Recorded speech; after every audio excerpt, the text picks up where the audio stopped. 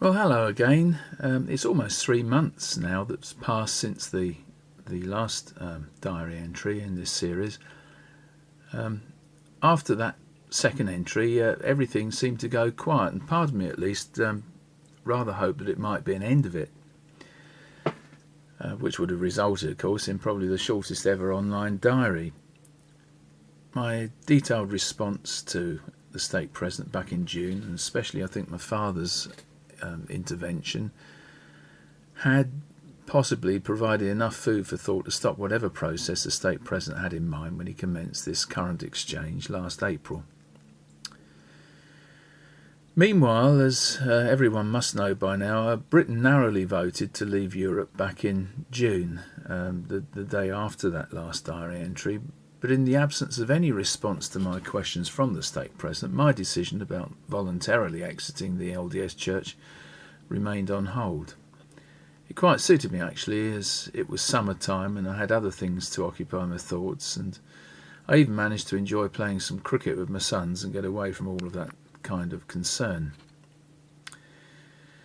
The remainder of June and then all of July passed without anything, and the whole Crexit matter was steadily fading into the background of our lives.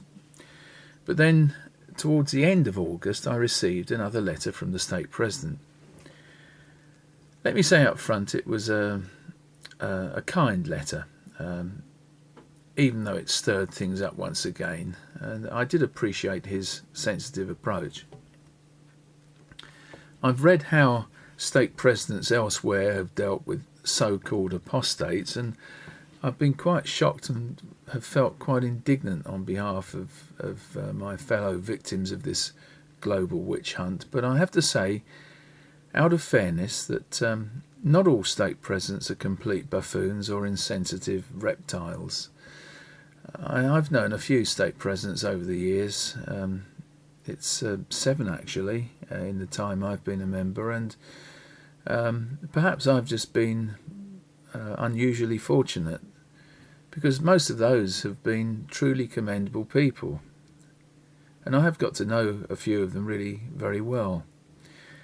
My present stake president I have known for at least 35 years now.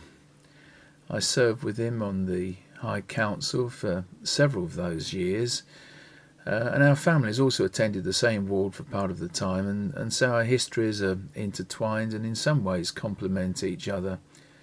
He and I may not always have agreed on all things. We're obviously not the same kind of person, I suppose. Rugby is his sport and cricket is mine, which may provide some insight into our respective characters, but I believe there is genuine mutual respect and an enduring fondness, actually, though the roles we're now cast in make that relationship a little bit difficult for both of us.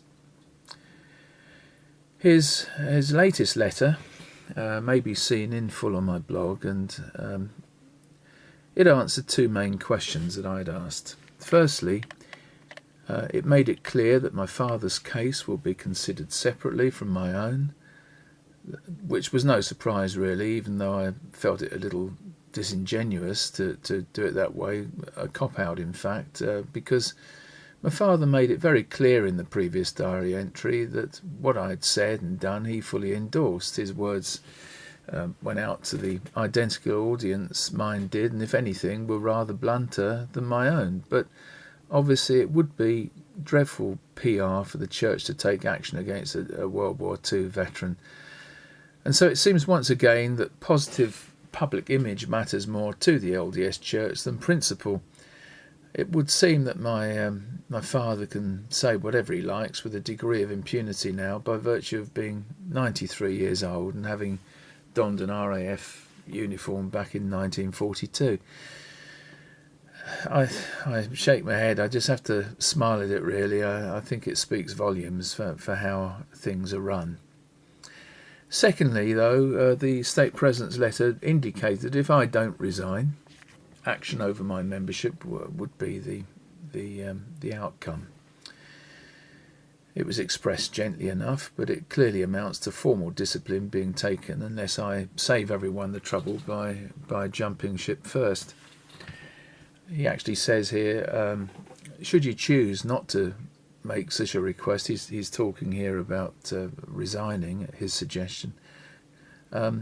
He says, I feel that it is in the best interest of the church and yourself that we convene a meeting to formally consider your status as a member of the church. So the call of love beckons unless I swallow the cyanide pill first, right? Then it's all rather sad, isn't it? But again, although possibly misconceived, given the regime under which stake presidents are expected to operate, I can't really find fault with the way he informed me of this, other, that is, than his splitting of the infinitive to formally consider, which when I did my O-level English way back in 1968 was a complete no-no and routinely earned a red mark. But language changes too, I suppose. So anyway, this is to let you know that the English Inquisition is, after a summer off, alive and well and kicking. Things continue to move forward, but with impeccable manners still intact, in Paul's stake anyway. It raises the question as to whether I can really be bothered to defend my membership in an organisation for which I now have very little remaining respect. And many, to be fair, have suggested I should just resign, get all of this nonsense out of my life once and for all. I do understand that perspective. It makes a lot of sense, and I'm grateful to people who do offer advice of that kind.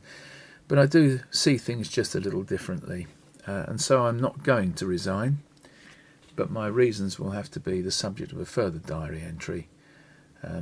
I just sent a long letter delivering that message to the stake president in response to his letter, and if anyone is interested in what we said to each other, all of that can be found at the web address, which is now on the screen. I hope this update is useful. Hold the truth, and we'll speak again soon.